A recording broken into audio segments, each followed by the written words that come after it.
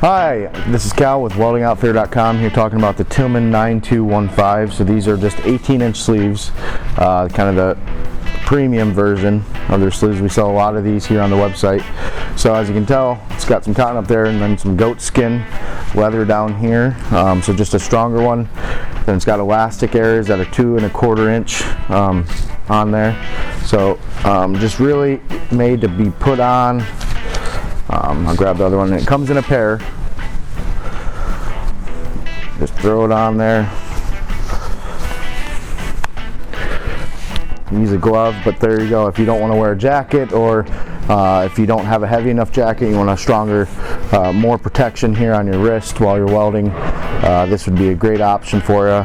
And then as you can see, the cuff comes down and then your glove would cover that up. So just a little bit more, and it's premium, and then a little bit more breathable with that cotton up here instead of doing a full leather version.